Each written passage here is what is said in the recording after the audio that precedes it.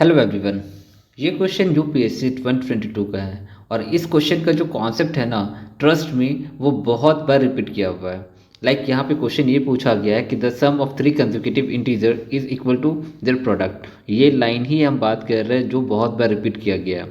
Okay, so how many such possibilities are there. अगर आप PYQ solve किए होगे तो आप इस चीज़ को देखे होगे, देन आपको याद होगा कि ये नंबर कौन कौन सा है, 1, 2 एंड 3, जिसका सम एंड प्रोडक्ट इक्वल होता है, दैट इज 6। ठीक है, थोड़ा सा लॉजिक अगर लगाओगे यहाँ पर तो आपको पता चल जाएगा कि -1 भी होता है, -2 भी होता है, -3 भी, ये भी एक कंसेक्यूटिव नंबर्स है जिसका सम कितना हो जाएगा -6 एंड प्रोडक्ट भी हो जाएगा -6। ओके, चलो एक और है यहाँ पर सेट जिसका सम एंड प्रोडक्ट इक्वल होता है। सोचो क्या हो सकता है वो। ठीक है, लेकिन कंडीशन ये है कि वो कंसेक्यूटिव होना चाहिए। कंसेक्यूटिव मीन्स क्या होता है, लगातार होना चाहिए। ठीक है, 1 बाई 1 जो होता है ना वो चीज़। अगर आपको नहीं पता है इंटीजर्स के बारे में, कंसेक्यूटिव इंटीजर्स के बारे में, तो आप बेसिक जो लेक्चर है वो आप देख सकते हैं। ओके, सो नेक्स्ट क्या सेट हो जाएगा, नेक्स्ट सेट हो जाएगा -1, 0 एंड 1।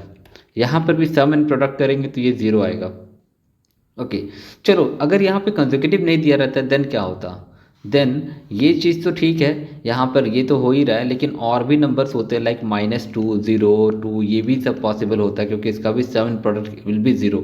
ओके, इस तरह माइनस वाला -3, 0, 3, ये सभी पॉसिबल होता अगर ये कंसेक्यूटिव इंटीजर नहीं लिखा रहता, देन सिर्फ ये लिखा रहता कि सम एंड प्रोडक्ट इज इक्वल। ठीक है, ये भी क्वेश्चन आया हुआ है यूपीएससी में, इसीलिए हम ऐसे डिस्कस कर रहे हैं। तो राइट नाउ हम लोग के पास सिर्फ ये है कि कंसेक्यूटिव इंटीजर होना चाहिए जिसका सम एंड प्रोडक्ट इक्वल होगा।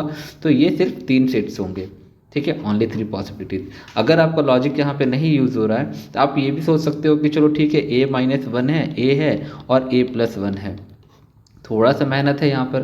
तो इसका सम कितना हो जाएगा, इसका सम हो जाएगा 3A और इसका प्रोडक्ट हो जाएगा A² -1। चलो थोड़ा सा सॉल्व कर लेते हैं। ये हो जाएगा A³ -A is equal to 3A। Okay, then इस -A को राइट साइड लेके जाएंगे तो A³ is equal to 3A। ठीक है, देखो यहाँ पे A को तो कैंसिल नहीं करना चाहिए, लेकिन A को हम मान के चल रहे कि वो नॉन ज़ीरो है। ठीक है, A को अगर नॉन ज़ीरो मान के चलेंगे देन यहाँ पे A³ is equal to 3A है ना, तो A को कैंसिल कर ले रहे हैं क्योंकि A को हम मान रहे हैं कि वो नॉन ज़ीरो है। ठीक है, देन ये हो जाएगा A² is equal to, sorry यहाँ पे 4 है। ठीक है, यहाँ पर 4 है तो A² इज इक्वल टू 4 हो गया। तो A का वैल्यू हो गया +-2। तो आप इससे सॉल्व करोगे ना तो आपके पास कौन सा आंसर आ जाएगा, यहाँ पे +-2 सब्सिट्यूट करोगे ना तो आपको आंसर ये सब मिलेगा, फर्स्ट वाला, सेकंड वाला। ठीक है, लेकिन फिर भी आपको ये आंसर नहीं मिलने वाला। क्यों, क्योंकि 0 वाला हम लोग कंसिडर नहीं किए हुए हैं। राइट, अगर 0 वाला कंसिडर करना है तो ऐसे भी सॉल्व कर सकते हो कि A³ -3A is equal to 0। तो यहाँ पे A को कॉमन ले लो तो A², फिर से 3 लिख रहे हैं, ये 4 है तो A² -4 इज इक्वल टू 0।